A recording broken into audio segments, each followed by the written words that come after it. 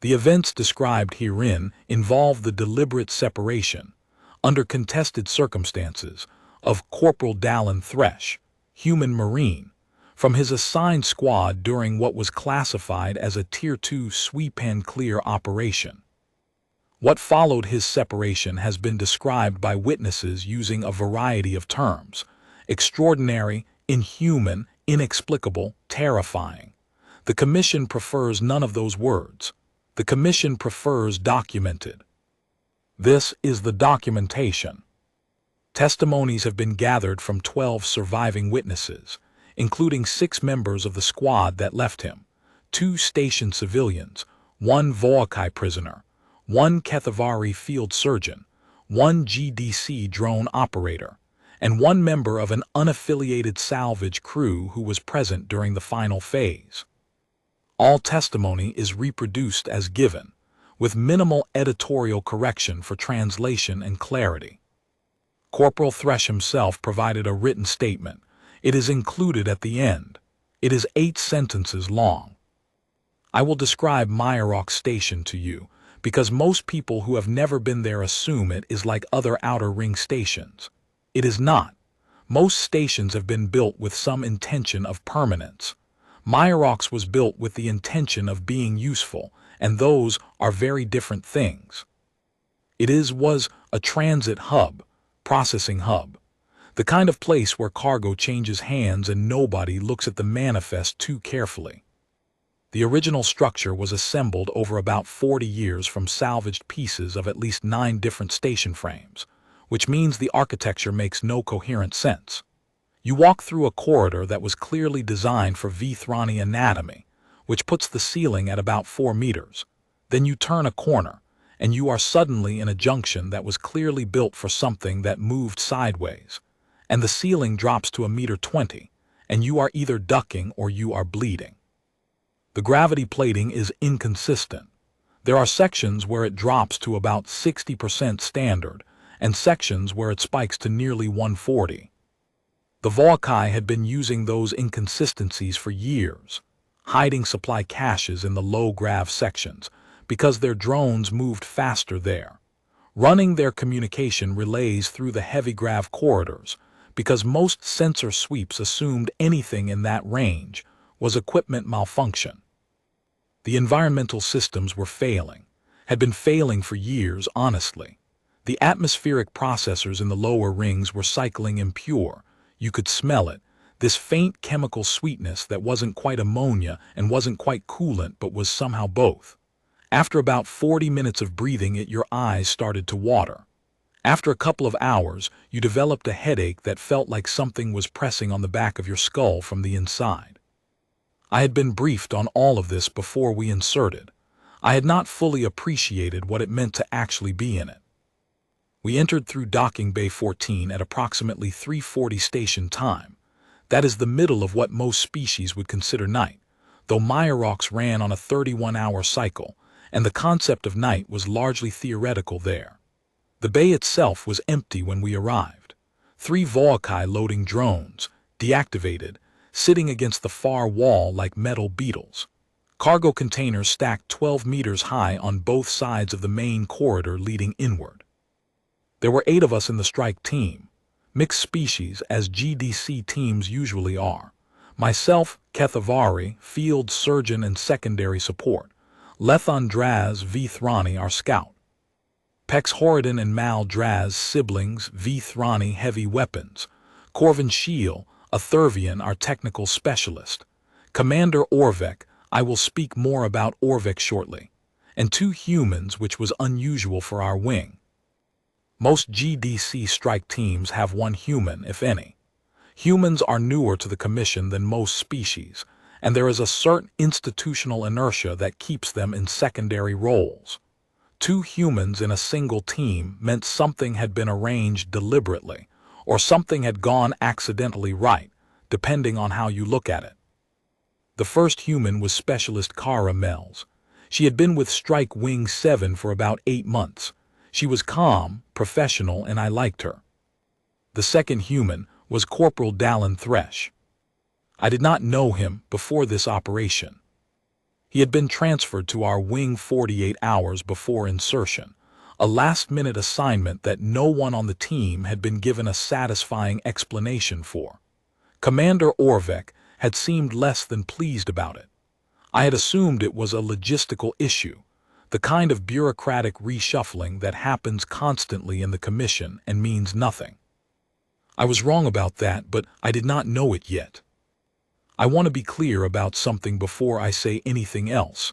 I did not agree with what happened. I want that on the record. I said so at the time, and I'm saying so now, and I will keep saying it until someone with actual authority does something about it. I'd known Dallin for about 2 years before Myrox. We went through the same advanced insertion training on Callisto, different cohorts, but we crossed paths enough that we became friends. The way you become friends when you're both doing something hard, and there's nobody else around who understands what hard means in the same way. Dallin is, I need to use the right word here, Dallin is contained. That's the word. He doesn't take up a lot of space when he's not working. He's quiet in that specific way that some people are quiet because they're shy, and some people are quiet because they're watching. Dallin watches. He's always watching. You could be in a room with him for an hour and not feel his presence particularly, and then something would happen, a sound, a movement, an anomaly, and suddenly he would be the most present person in the room, like he'd been running on low power and someone had just flipped the switch. He had a reputation. I knew that when we got assigned together. Not a bad reputation exactly, but a complicated one. He'd been through 2 previous deployments where things had gone sideways in ways that hadn't been fully explained in the official records, and in both cases, the human members of his team had come out better than anyone expected, and the non-human members had come out with various opinions about what had happened and why.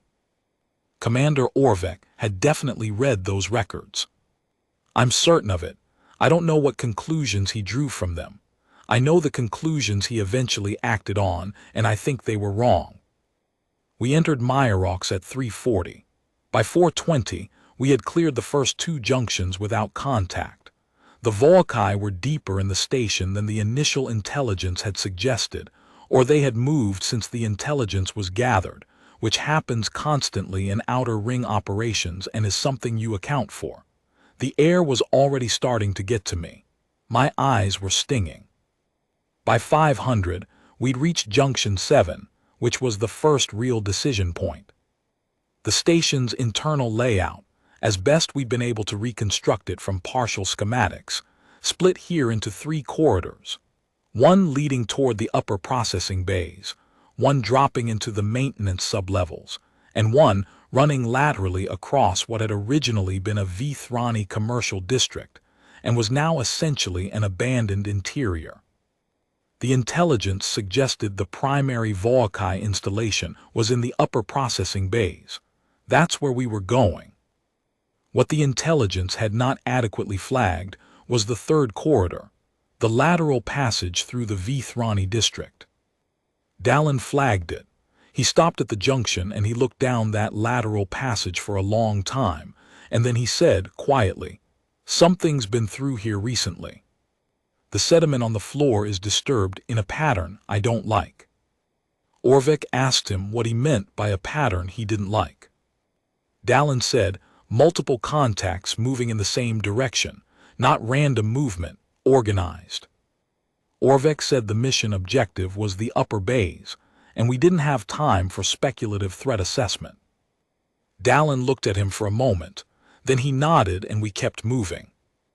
I think about that moment a lot. I am a technical specialist. I assess situations in terms of data and I make decisions based on data. I want to note that for the record before I provide my testimony, because what happened on Myrox was, in a meaningful sense, a failure of data. Specifically, a failure by certain individuals to properly weight the data that was available to them. The sediment observation that Corporal Thresh made at Junction 7 was not speculation. I had access to the same sensor data he was working from: passive motion detection, atmospheric displacement, trace debris analysis, and his interpretation was correct. Something had moved through that corridor. Multiple somethings.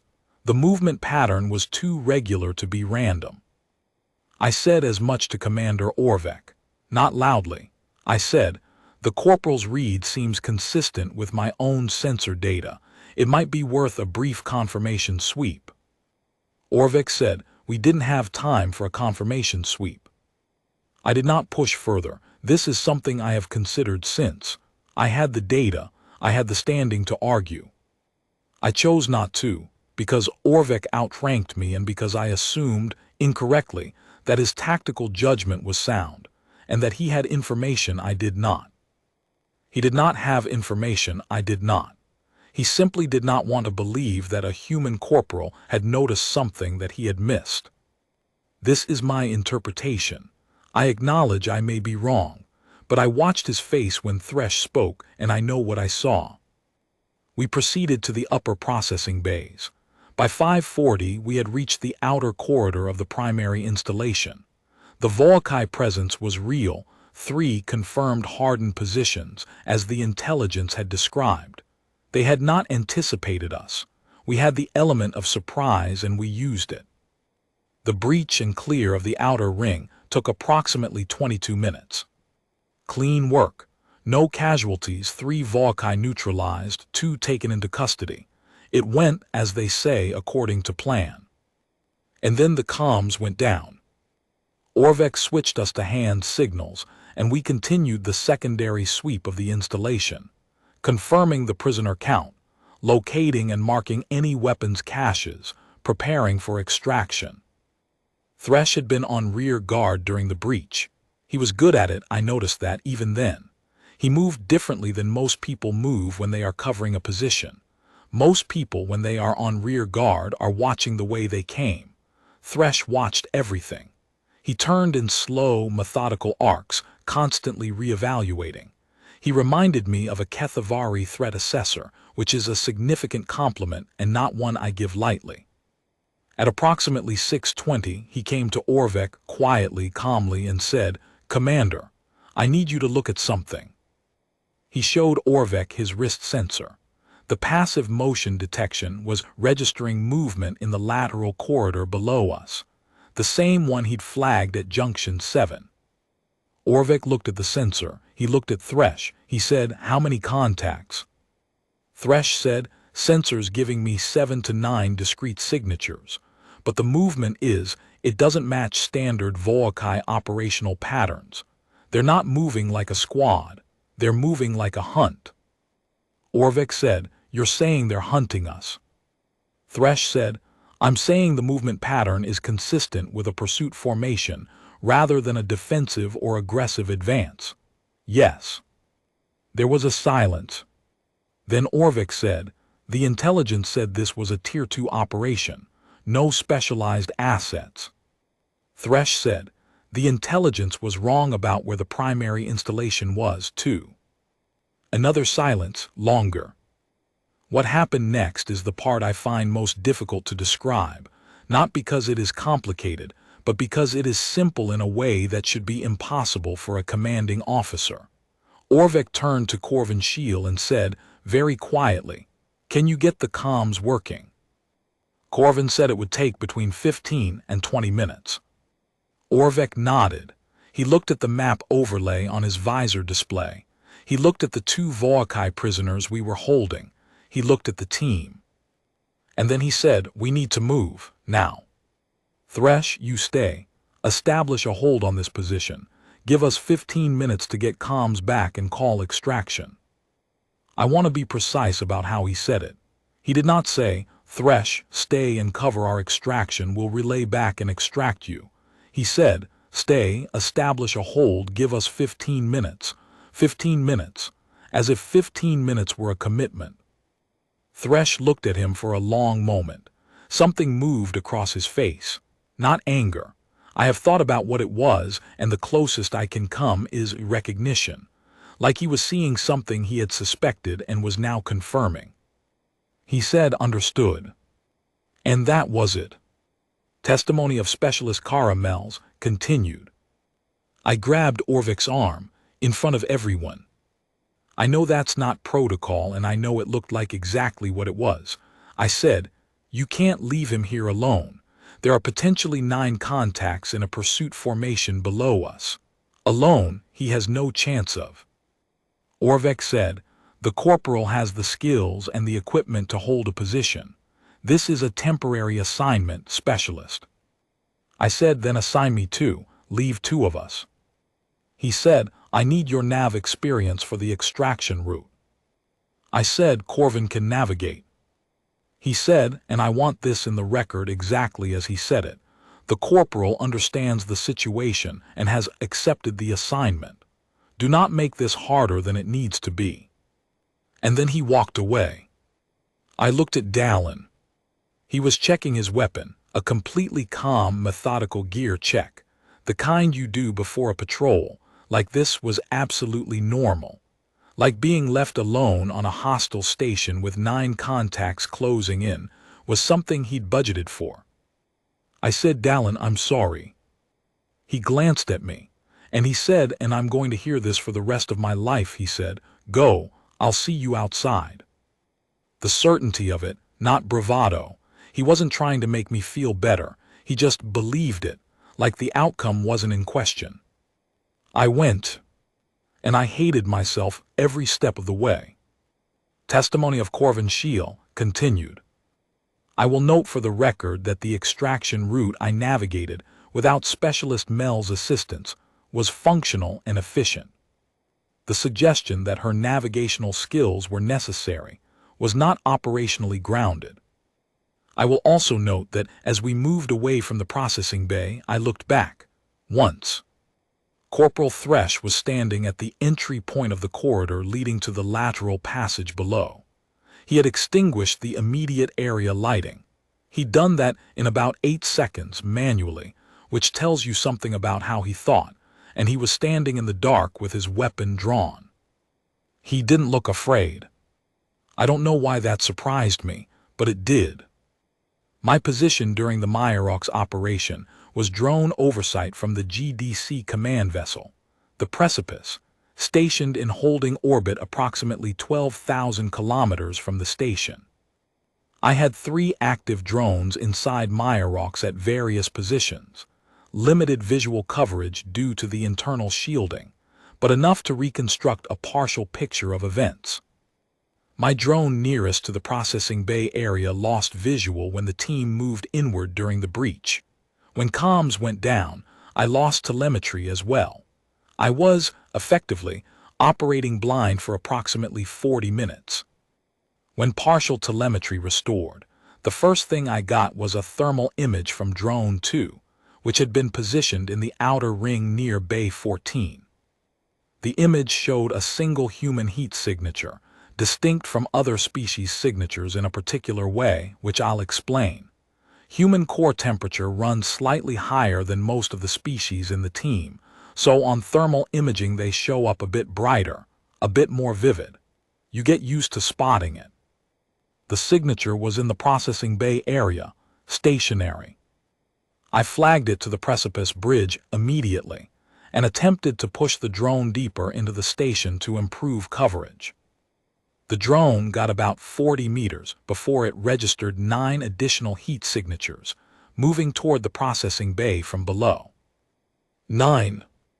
And I want to be clear about this. I was looking at the movement patterns, and I have been doing this job for 11 years, and I know what Voakai operational movement looks like, and this was not that. These contacts were moving like they knew exactly where they were going, and they were not interested in hiding it. They weren't flanking. They weren't forming a perimeter. They were closing directly, from multiple angles, in a pattern I had never seen before in Voakai assets. I requested authorization to get a second drone in. Authorization was delayed because the command channel was being used for extraction coordination. By the time I got the second drone in position, the 9 contacts had reached the outer perimeter of the processing bay. And then everything went dark again. Comms interference from a secondary source inside the station, which we later identified as deliberate jamming equipment the Voakai had activated. I lost all feed for 63 minutes. 63 minutes. When I regained feed, the 9 contacts were gone. The human signature was still there. Archivist note: Vane Aurex was recovered from the secondary maintenance sublevel of Myrock Station approximately 14 hours after the final phase of the incident. He was the only surviving member of the asset team designated the Correctors. He required medical assistance before testimony could be taken. The following is his account. You want me to tell you what happened in that station? Fine, I will tell you. I want it understood that what I'm describing is not. This was not a failure of tactics. It was not a failure of positioning or firepower or numbers. What happened in there is something I don't have a word for in Creole, and I'm not certain any language has the right word. Let me tell you what the Correctors were. We were not a standard Volkai squad. We were a specialized asset, 9 individuals, each with specific training in pursuit, containment, and targeted elimination. We had been assembled specifically for operations against GDC strike teams in contested environments. We had been activated 14 times before Myrox. We had never, not once, failed to complete our assigned objective. Our assignment on Myrox was to eliminate the GDC strike team that had inserted through Bay 14. That was all. Standard elimination. We knew the team composition. We knew their insertion point. We knew from our own intelligence network that the team had a human element, 2 humans, and we had prepared accordingly. Humans in GDC strike teams are generally not considered the primary threat. I say this not as disrespect but as an operational reality. Humans are physically capable, but they lack the sensory advantages of Vthrani scouts, the technical adaptability of Thurvians, the tactical processing speed of Kethavari surgeons. In most configurations, they are support assets. You account for them, but they are not what you plan your strategy around. We had entered the station from 3 separate access points and converged in the lateral corridor below the processing bays. By 6:10 station time, we were in position. By 6:30, we began our ascent. We came up through the floor access panels. That is the standard approach for this kind of operation: multiple simultaneous entry points, maximize confusion, establish dominance before the target can respond. We had done it many times. When we breached into the processing bay, we encountered a problem immediately. The lights were out. This does not sound like a significant problem. We have enhanced visual systems. Low light is not an obstacle for us. But the processing bay, and this is something I did not fully appreciate from our intelligence. The processing bay had multiple redundant power feeds to its lighting systems. Taking them all out manually in the dark, in the time available, we later calculated it required Thresh to have known we were coming, and to have moved through the space and disabled 7 separate junction boxes in a sequence that would have required him to move backward through the space, starting at the far end and working toward the entry in approximately 8 minutes. He was alone. He had no drones. He had no power tools. He did it with manual overrides. In the dark, while we were climbing up through the floor panels, the first 2 of my team to breach came through simultaneously, panels 4 meters apart. They were, I will describe this clinically because that is the only way I can describe it, they were neutralized within 4 seconds of emerging. Not killed, neutralized, rendered unable to continue. I want to be precise about that distinction. A kill is different from a neutralization. A kill is efficiency. A neutralization of that kind, the kind that leaves a trained asset unable to continue the mission but alive and aware, requires a specific understanding of anatomy, of vulnerable points, of exactly how much force to apply and where. It takes either training or instinct at a level that is exceptional. He did it in the dark, without, as far as we can determine, enhanced visual systems. We adapted. Vane Aurex, myself. I regrouped the remaining 7 and we shifted to a dispersal pattern. Spread out, maximize coverage, force him to engage in multiple directions simultaneously. He didn't engage in multiple directions simultaneously. He moved us. I don't know how else to describe it. He used us, used our own dispersal pattern against us, made noise in one direction that pulled two of my people toward it, then hit them from the side while they were moving. He was quiet in a way that didn't make sense for the architecture. The floors in that section should have made noise. There were metal plates and loose fittings everywhere. It was unavoidable, and somehow he was moving through them without sound. We lost 2 more in about 11 minutes. 5 remaining. I called a halt.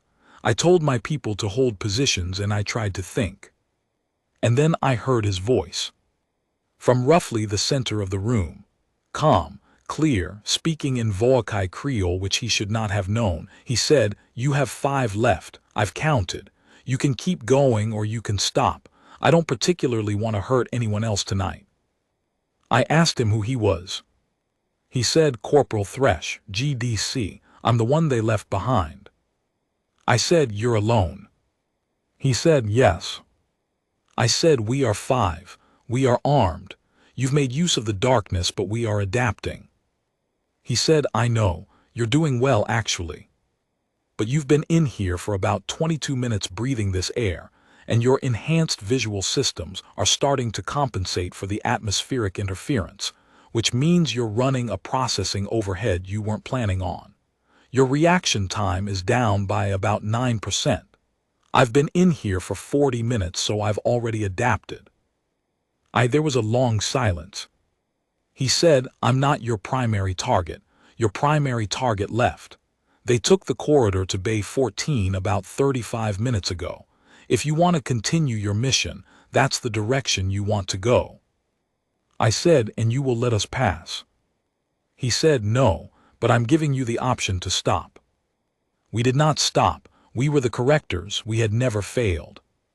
What happened over the next 43 minutes, I will describe it as best I can, but I want to note that my account is necessarily incomplete because there were stretches of time during which I was not fully conscious. Not from injury at first. From the air. From the 70% darkness. From the constant presence. The sense of being tracked, being evaluated, being measured. He took my remaining people one at a time, not efficiently, not with finality, with a kind of patience that I did not know was possible. He gave each of them, as far as I can tell, a moment, a chance to stop, and when they didn't, he stopped them himself. The last one standing before me was Tav Korix, my second, the best pure combatant on the team. Tav found him. Actually found him, cornered him, I think, in a storage alcove. And I heard them. I was down at that point. I was on the floor against the wall, something in my left shoulder not working right. I heard them struggle. An actual physical fight. And it was longer than I expected. Tav was exceptional. There was a full 2 minutes where I genuinely didn't know who was winning. And then it went quiet. And then footsteps. Slow, steady footsteps. Thresh's footsteps. I had learned them by that point. I had spent over an hour listening for them in the dark. He came to me. He crouched down in front of me, and I could finally see him. My visual systems had adjusted enough by then that I could make out his face in the dark. He looked tired. He had a cut above one eye. He was breathing harder than he had been. He said, "You're the last one." I said, "Yes." He said, "Are you done?" I said, "Yes." He sat down on the floor next to me, against the wall, just sat there for a minute, 2 minutes. I said, "What are you?" He didn't answer immediately. Then he said, "Human." I said, "Humans don't do this." He said, "We don't do it often, but we've been doing it for a long time." Then he checked my shoulder, not roughly, not to hurt me. He checked it the way someone checks a wound when they're trying to understand the damage, and he found a way to immobilize it that reduced the pain considerably. I asked him why. He said, "Because you're not going to bleed to death on my watch. That's not a thing I'm willing to let happen. I don't know what to do with that, even now. I have thought about it for days and I don't know what to do with it." Commander Orvek had not sent anyone back for Thresh. I had asked, directly. I had said, "Commander, the corporal has been holding that position for over an hour. We have comms back. We should send a retrieval element." Orvek had said, "Extraction is the priority. If he's mobile, he knows the extraction point." I had said if he's mobile, there were 9 contacts. Orvek had said, "The corporal is capable." This is, I am a Kethavari. We have a concept in our culture which does not translate cleanly, but the approximate meaning is, the moment you choose convenience over conscience, and you know you are doing it, and you do it anyway. We consider this among the most serious moral failures. It is not just cowardice. It is a choice. I believe Orvek made that choice, deliberately, knowingly, and I believe the reason he made it was not operational necessity. I believe it was something uglier and smaller. I tried once more. Specialist Mel's tried 3 times. Pex Horridon said nothing, but his expression said something. Mal Draz flatly refused to board the shuttle until Orvek ordered him at gunpoint, not literally, but close. Orvek said we had a window, and we were taking it. We were at the shuttle access point, when the door from the internal corridor opened. And Thresh walked through it. He had, I will try to be precise, he had clearly been in a fight. His suit was damaged in multiple places. There was dried blood on the left side of his face from a cut above the eye. He was moving with a slight favoring of his right side that I recognized as a rib injury, either cracked or bruised. He was carrying his weapon in one hand and supporting a Volkai male with his other arm. He stopped when he saw us, looked at the group, looked at Orvek. Then he said, "Didn't think I'd make the window." And there was something in his voice, not anger, not bitterness, something I still don't entirely have a word for. Tired, maybe.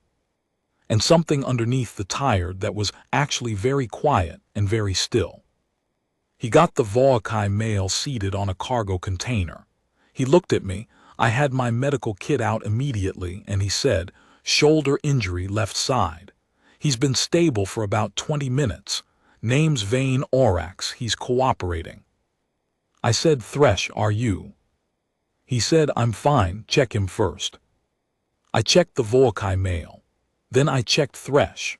3 cracked ribs, the cut above the eye, 2 significant bruising impacts on his left forearm that would become dramatic the next day, and a stress fracture in his right hand that he had, as far as I could tell, been entirely unaware of. He looked at the stress fracture scan and said, "Huh." And then he looked at Commander Orvek, and Orvek looked back at him, and neither of them said anything for a very long moment. I went to him, I said, "You actually." He said, "Told you I'd see you outside." I said, "There were 9 of them." He said 8 by the end. The one I brought out, Orax, he stopped first. He was the last one standing. I said, "You're insane." He said, "I've been told." I put my arms around him, which is, we are not particularly demonstrative people, either of us, and he went very still for a moment, the way he goes still when he's recalibrating, and then he very carefully put one arm around me and said, quietly into my hair, "I knew you'd be here. I counted on it." Okay. I understood what he meant. He wasn't just saying he'd gotten back safely. He was saying he had known with certainty that when he got there I would be there. Not the squad, not the extraction window, me. Like I was the fixed point he'd oriented everything else around. I don't know what to do with that either. I held it together until we were aboard the shuttle and the bay doors were sealed, and then I went to the head and sat on the floor and took about 4 minutes to fall entirely apart, which I'm noting for the record because I want it documented that yes, I had 4 minutes of falling apart, and then I washed my face and went back to my seat, and by the time Thresh looked over at me I was composed. He nodded very slightly. He knew. Of course he knew. Archivist note: Haran Voss is a station civilian who was sheltering in an access closet on level 3 during the events. He had been trapped by the initial Volkai security lockdown and had been in the station for approximately 19 hours. He is included as a witness due to a partial direct observation. I will be honest with you, I am not a soldier, I am not a fighter, I am a logistics broker, and I was on Myrox to collect a payment that I should probably not have been collecting. And so, when the Volkai locked down the station, I was not in a position to contact anyone for help. I was in the access closet on level 3 for about 8 hours. I had water. I had one ration bar. I had approximately 47% of my sanity remaining by the time things started happening in the corridor outside. I heard the fight, parts of it, muffled through the walls, but you could hear impacts, effort sounds, the specific kind of sounds that a serious physical confrontation makes, which are very different from the sounds in entertainment media, in case that is useful information. What I saw was through a crack in the access door. I am not ashamed to say the crack was very small because I was trying to not be seen. At approximately, I don't know the time exactly, I had stopped checking. I saw a human male move through the corridor outside my closet. He was moving fast but controlled, like someone who was operating at the upper edge of their capacity and knew it and was managing it carefully. He didn't see me. He wasn't looking for civilians. He was looking ahead, and he had, I don't know how to say this without sounding like I'm making it up. He had a quality that I have only ever observed in a specific category of person, which is people who have made a complete peace with the possibility that things are about to go very badly and have decided to do what they're going to do anyway. He moved past. I heard more sounds from further in. And then, sometime later, maybe 20 minutes, maybe 30, the corridor outside went quiet. And then the same human came back through the corridor, moving slower, supporting another figure who I could identify as Volkai. He passed my door again, and he stopped. I don't know how he knew I was there. The crack was very small. I wasn't making any sound. He stopped and he said, without raising his voice, "Whoever's in the closet, station's going to have extraction crews here in about 2 hours. You're safe to stay put. There's nobody left in this wing." I said in a very small voice, "How many were there?" He said, "Enough." And then he kept moving. I stayed in the closet for another hour and 40 minutes, at which point the extraction crews arrived exactly as he said they would. I have told this story 8 times now. Every time someone new hears it, they react the same way. I don't know what the reaction means. I think it is the reaction of people encountering something they don't have a pre-existing category for. I treated Corporal Thresh when he arrived aboard the precipice. I want to provide a clinical account of his condition because I think the clinical details are important context for what was being asked of him and what he was able to provide anyway. At the time of transport to the medical bay, he presented with the following injuries: 3 cracked ribs on the left side, consistent with multiple high-impact strikes, a laceration above the left eye requiring closure, a stress fracture in the 3rd metacarpal of the right hand, which he described as having occurred early in the confrontation, meaning he had conducted approximately 50 to 60 minutes of a sustained physical and tactical operation with an untreated stress fracture. Extensive bruising across the forearms, shoulders, and upper back consistent with defensive contact, and early signs of atmospheric exposure, effects from the station's compromised air processors, including elevated intracranial pressure that would have been presenting as a significant headache for the latter portion of his time in the station. I asked him, when I was completing my examination, what the headache had been like toward the end. He thought about it and said, "Distracting." Then he said, "Not unmanageable." I have been a GDC medical officer for 9 years. I have treated combatants from 14 different species across dozens of engagements. The injury profile he presented with was not inconsistent with what I've seen after sustained engagements. What was inconsistent was the level of function he was demonstrating at the time of transport. He had walked from Bay 14 to the shuttle under his own power, supported a prisoner, conducted a coherent handoff, and by the time he reached my bay, he was attempting to refuse the pain management I was offering on the grounds that he wanted to provide his official report first. I told him the report could wait. He said, with respect, it probably shouldn't. I gave him the pain management. He provided the report anyway from the treatment bed to an administrative officer who I allowed into my bay because Thresh was being so calm and reasonable about it that refusing felt difficult. I will note one other thing because I think it is relevant. When I asked him during the examination what had been the hardest moment, the moment he had felt most at risk, he considered the question seriously and then said, "When the last one found me in the alcove. He was better than the others. If he'd been a little faster and a little more patient, it would have been different." I said, "Different how?" He said, "Worse." He said it with the absolute evenness of someone describing the weather, not performing calm, genuinely at equilibrium. I've thought about that a great deal since. The difference between genuine equilibrium and performed equilibrium is something most people can't sustain under examination, and the genuine kind is comparatively rare. The stress fracture, for the record, required a healing matrix and approximately 6 weeks of graduated rehabilitation. He asked how soon he could return to active deployment. I said 8 weeks. He said, "Is 6 not an option?" I said 7, and that's final. He said, "I'll take it." Orvek's defense was operational necessity.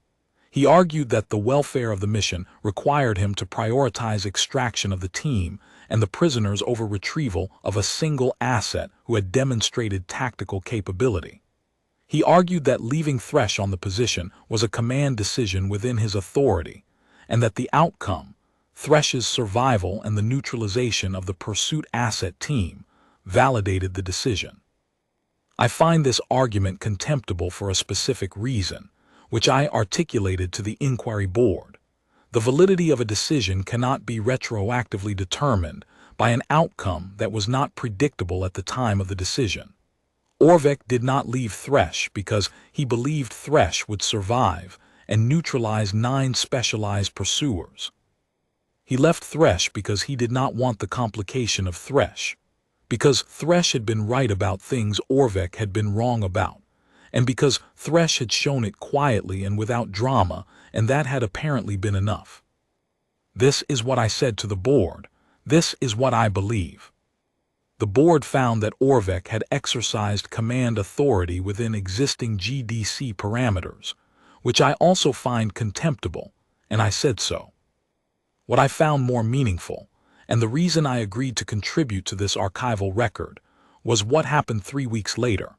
Thresh was still in the medical bay. I visited him regularly. We had talked extensively during his recovery. He was, as I had come to understand him, thoughtful and funny and occasionally infuriating in the specific way that very precise people are infuriating when they will not round numbers. I asked him what he thought about the inquiry outcome. He said, "I think it's the outcome the system was going to produce."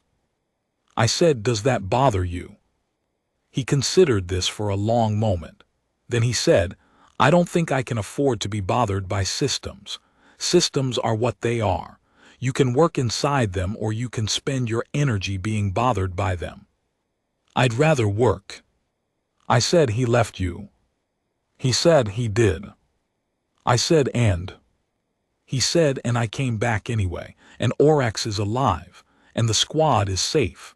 Whatever Orvek's reasons were, the thing I was there to do got done." I said, "You should be angry." He said, "Probably," and then he smiled slightly. "I'm working on it."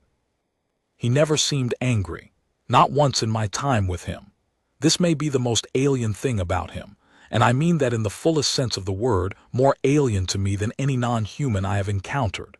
That a person could be treated that way, and do what he did, and come back through that door carrying a man he'd been fighting 20 minutes earlier, and the dominant emotion he seemed to be working with was patience.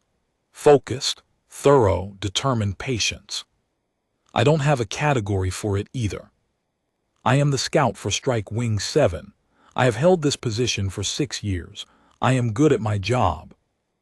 I did not speak at the formal inquiry because I am not good at formal inquiries. I will say what I need to say here. When Thresh came through the door at Bay 14, with the Volkai prisoner and the cracked ribs and the cut above his eye, Commander Orvek said nothing. He looked at Thresh and he said nothing. And Thresh said, "Didn't think I'd make the window," and walked past him. And I watched Orvek's face. There was something on his face that I have spent the last several days trying to name. It was not relief. It was not shame. It was the look of someone who has received information they are not sure how to incorporate.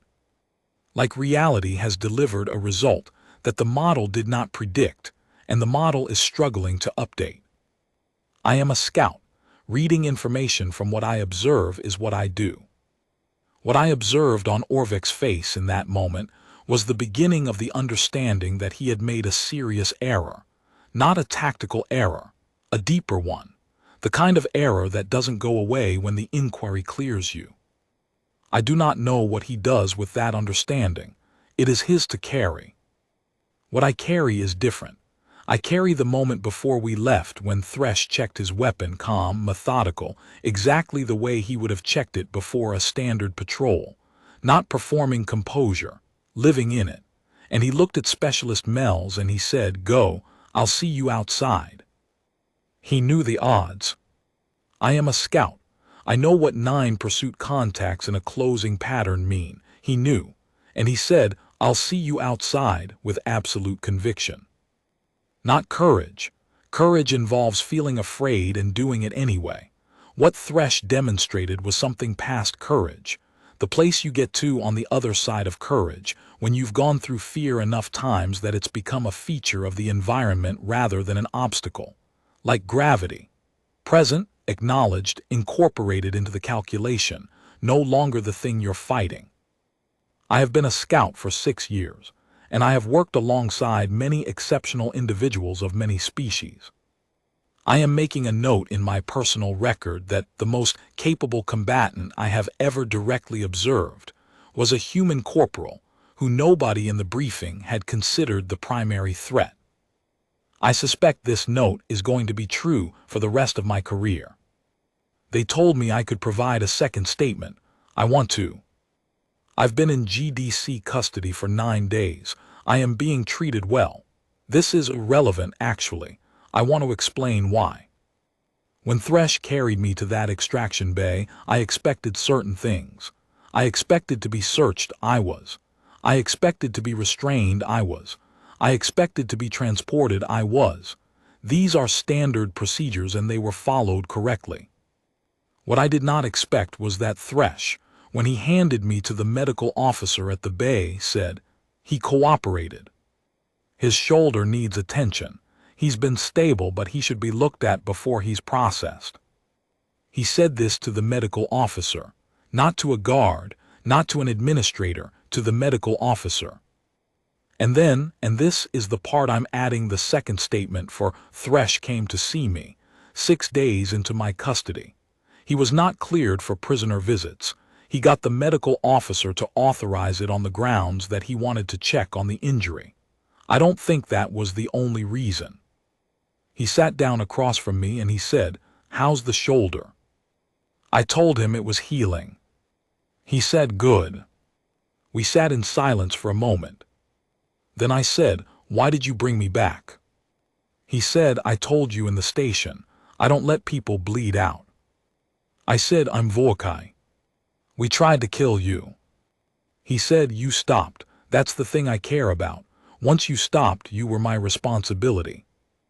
I said, "That's a very strange way to think about a prisoner." He said, "I'm aware." I said, "Are all humans like this?" He thought about it.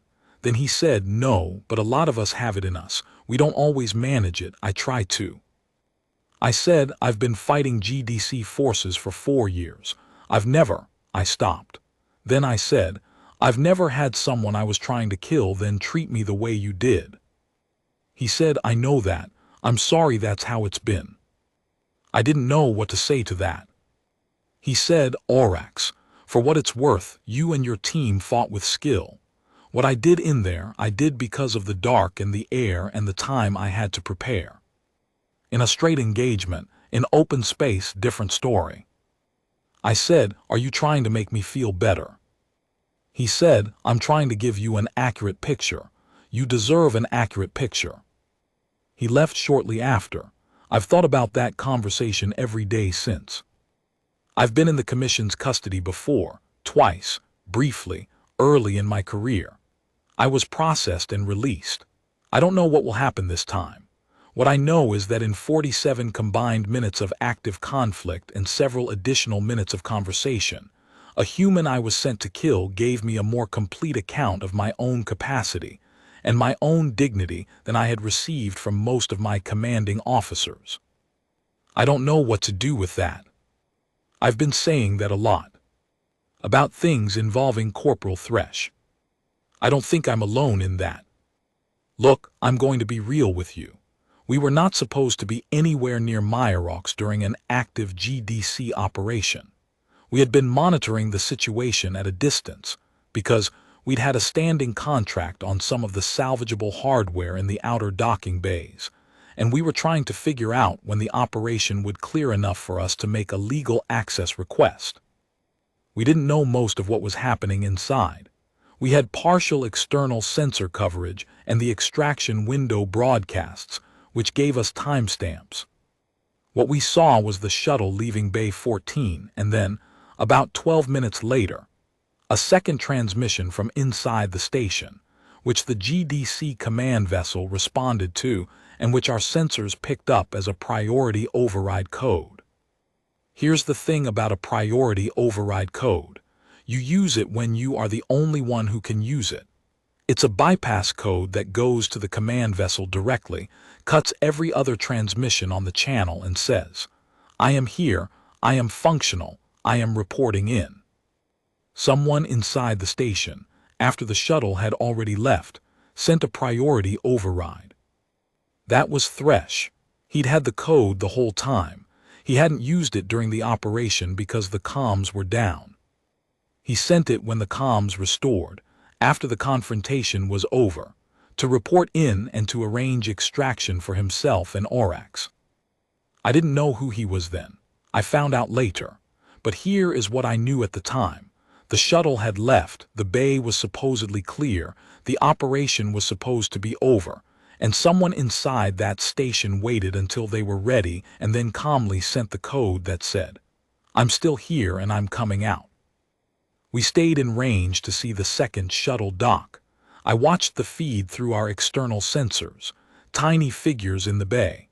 One of them was walking under his own power, moving a little carefully, ribs, I found out, but walking. I said to my co-pilot, Disen, "The GDC left someone in there." Disen said, "Looks like he didn't need them to stay." I said, "No, but they still shouldn't have left him." Disen was quiet. Then he said, "I wonder what it was like in there for him." I said, "I wonder what it's like to be him." We filed our salvage request 2 days later. The hardware was still there, minus the Voakai assets, which were not. We got our contract. The operation was profitable. But I keep thinking about that priority override code sitting in his kit the whole time. Not used, not needed, not a desperate call for help. Just a scheduled transmission sent when the work was done. I keep thinking about what kind of person does that. I want to add one thing of my own, as the archivist who assembled this record. In 31 years of archival work for the Galactic Defense Commission, I have processed thousands of incident reports. I have read accounts of heroism, cruelty, sacrifice, failure, cowardice, and everything between. I have developed what I think of as a practitioner's immunity to being surprised by what people are capable of, good or bad. This account surprised me.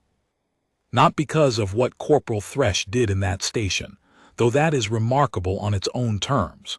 What surprised me was something smaller and, I think, more revealing.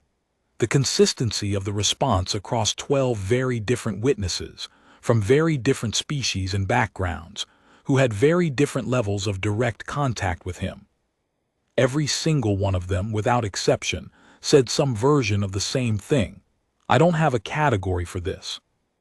Kethavari, Vithrani, Thurvian, Volkai, human, a GDC drone operator, a civilian logistics broker, a salvage pilot. None of them had a category. I think that's the story, actually. Not the fight in the dark, though that will be talked about in tactical training rooms for years, and it should be. The fight in the dark is explicable in the end. You can trace the decisions, understand the environmental advantages, model the outcomes. It's extraordinary, but it's grounded. You can, eventually, make a category for it. What you can't make a category for, what none of them could, was the man who came back through that door carrying the enemy he'd just fought, whose first words were, "Didn't think I'd make the window," as if the only remarkable thing about the last 2 hours was the timing. Who gave an accurate assessment of capacity and dignity to the man he'd been fighting, because the man deserved an accurate picture. Who used his priority override code, not when he was afraid, not when he was desperate, but when the work was done. Who told his friend, with no hesitation and complete conviction, "I'll see you outside." Commander Orvek left him behind. The record reflects this. The inquiry has rendered its finding. These things are part of the official document. But the record also reflects this. He came back. Not because anyone helped him. Not because the odds were favorable. Not because he had something to prove. He came back because that is what he had decided he was going to do. And he is, apparently, the kind of person who does what he decides he is going to do. I have been an archivist for 31 years. I have documented thousands of incidents. I do not know what category to put him in either. I suspect the category doesn't exist yet. I suspect we will need to build it.